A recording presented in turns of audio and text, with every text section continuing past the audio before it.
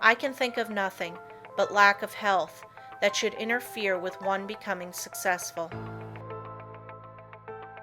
There is no other handicap that you should not be able to overcome.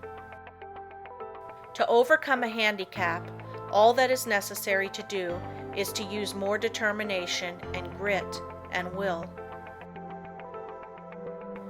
The man with grit and will may be poor today and wealthy in a few years. Willpower is a better asset than money. Will carry you over chasms of failure if you but give it the chance.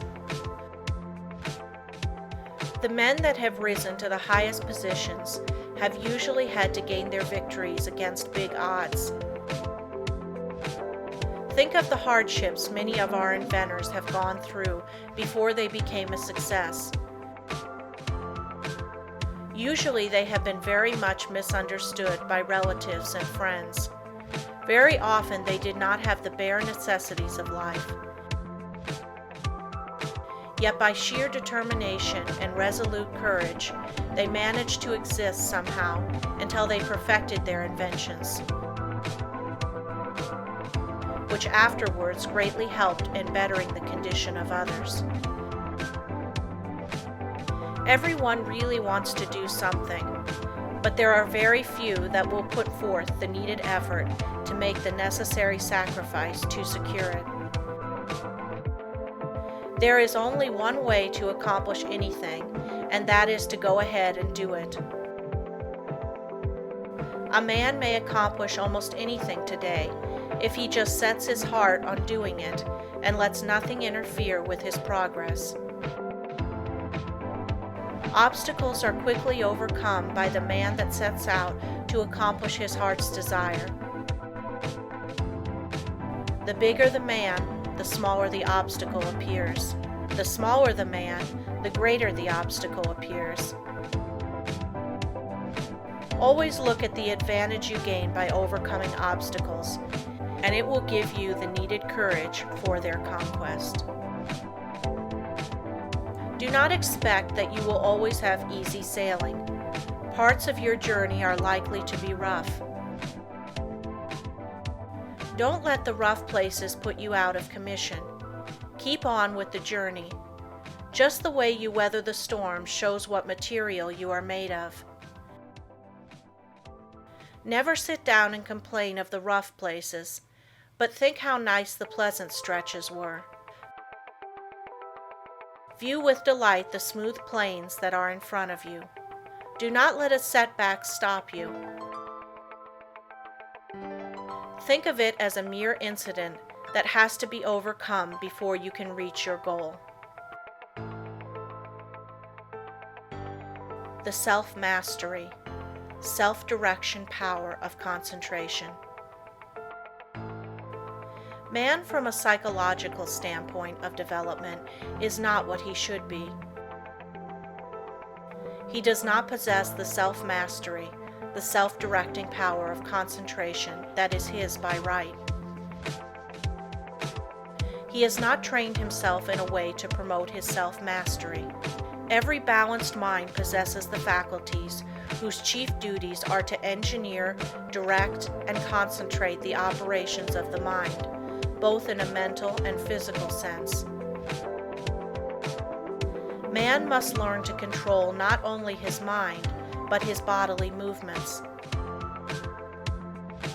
When the controlling faculties, autonomic, are in an untrained condition, the impulses, passions, emotions, thoughts, actions, and habits of the person suffer from lack of regulation, and the procedure of mental concentration is not good. Not because the mind is necessarily weak in the autonomic department of the faculties, but because the mind is not properly trained.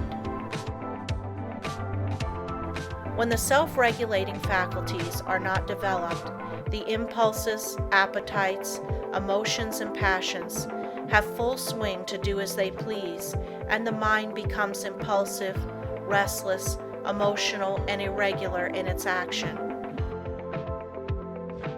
This is what makes mental concentration poor.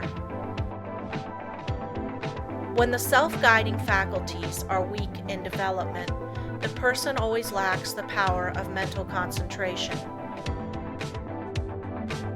Therefore, you cannot learn to concentrate until you develop those very powers that qualify you to be able to concentrate. So if you cannot concentrate, one of the following is the cause. 1. Deficiency of the motor centers. 2. An impulsive and emotional mind. 3. An untrained mind. The last fault can soon be removed by systematic practice. It is the easiest to correct. The impulsive and emotional state of mind can best be corrected by restraining anger, passion and excitement, hatred, strong impulses, intense emotions, fretfulness, etc. It is impossible to concentrate when you are in any of these excited states. These can be naturally decreased by avoiding such food and drinks as have nerve weakening or stimulating influences, or a tendency to stir up the passions, the impulses, and the emotions. It is a very good practice to watch and associate with those persons that are steady, calm, controlled, and conservative. Correcting the deficiency of the motor centers is harder because as the person's brain is undeveloped, he lacks willpower. Many have the idea that when they get into a negative state, they are concentrating, but this is not so. They may be meditating, though not concentrating.